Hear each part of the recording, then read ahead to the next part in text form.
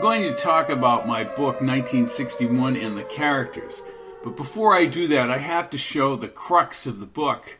The crux of the book that leads into the book 1963. And the crux is the nuclear threat. Nuclear threat by terrorists. Terrorists that target American cities simultaneously.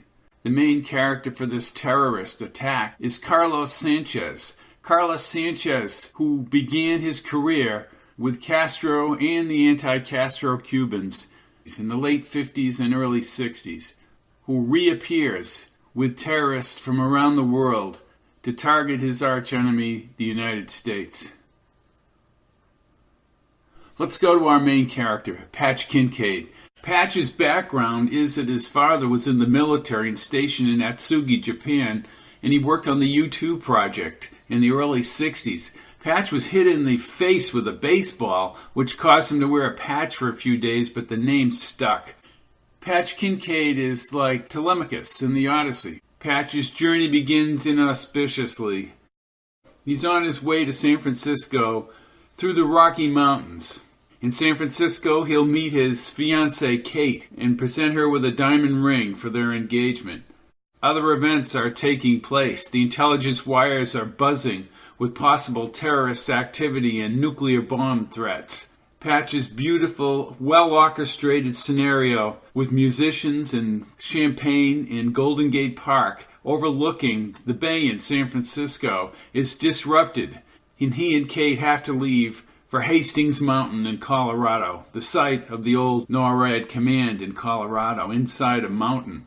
One of the things I should say at the beginning of this book, it's an alternate time period. JFK is alive in 1986. JFK is hosting a radio forum where he can talk to people like former President Richard Nixon and others in the most popular radio show in the United States.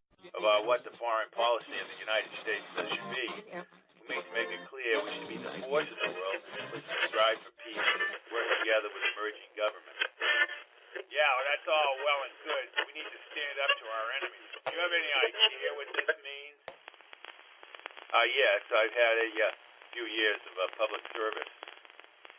You should have taken the general's advice and bombed Cuba during your administration and started World War III. I don't claim to say that that's what would have happened to JFK. I'm not saying that. What I'm saying is JFK is alive in another scenario. And what's going to happen in this book is going to cause other things to happen.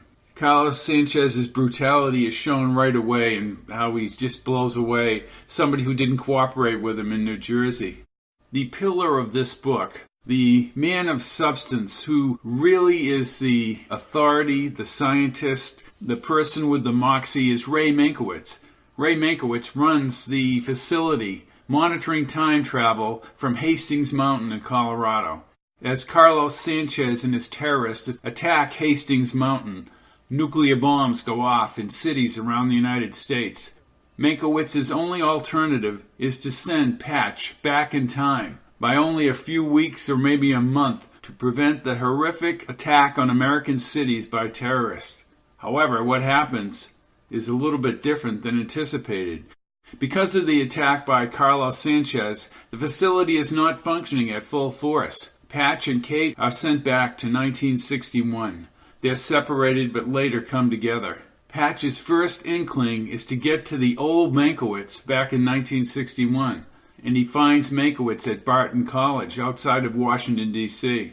Meinkewitz doesn't believe his story, but eventually, as Patch talks about the future and certain information that he has about Meinkewitz, Meinkewitz becomes convinced and brings him to the intelligence operatives in D.C.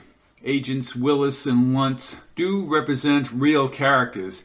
At this juncture in Patch's saga, I didn't want to plug in a whole bunch of meaningless, non-historical information. Instead, I used the characters based on other characters in real life. Patch is flown to Miami. His real mission is to kill Carlos, because back in 1961, the only way to stop that attack in the future, in 1986, is to kill Carlos Sánchez, who was working both sides, the Castro government and the anti-Castro Cubans. Patch is flown to a training facility in Nicaragua, but he suffers great interrogation with CIA. But they are still unable to get him to break his story because it's true. He also makes contact with certain mafioso people whom he does help out with certain information and certain things that he does in Cuba. Patch is actually flown into the Bay of Pigs with Meinkewitz. His mission is to kill Carlos Sánchez, and it's the mafia who have got him that flight into Cuba. My Bay of Pigs scenario involves Patch, Meinkewitz, and a sergeant named Savage, fictitious, on the ground as the attack begins. This is well researched in that it is accurate in its time frame and with the equipment that is used as Patch moves through this invasion and is around this invasion to kill Carlos Sánchez.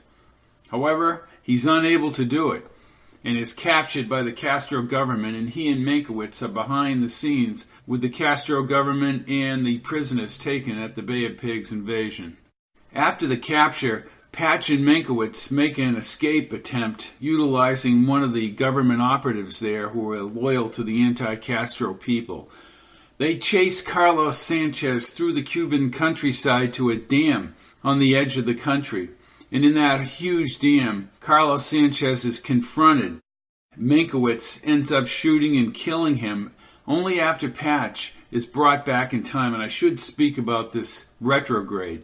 Retrograde is the ability to go back in time like an elastic, but the elastic is always pulling back at the person back in time. And when the retrograde is pulling back, everything slows down. There are certain parameters where you can walk through a city and nobody sees you because you're in a different type of dimension.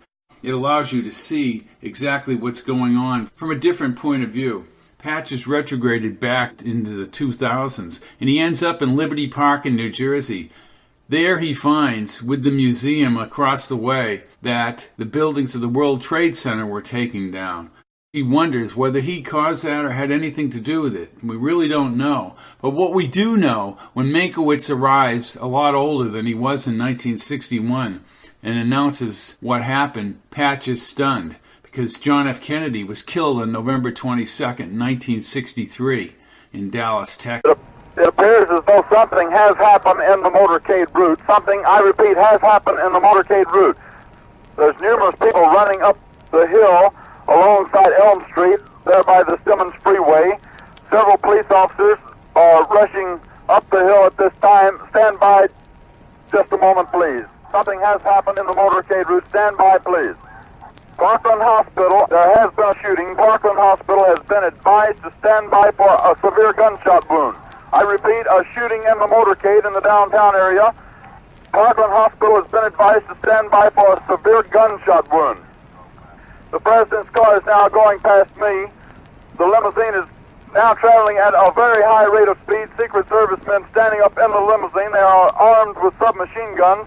It appears as though someone in the limousine might have been hit by the gunfire.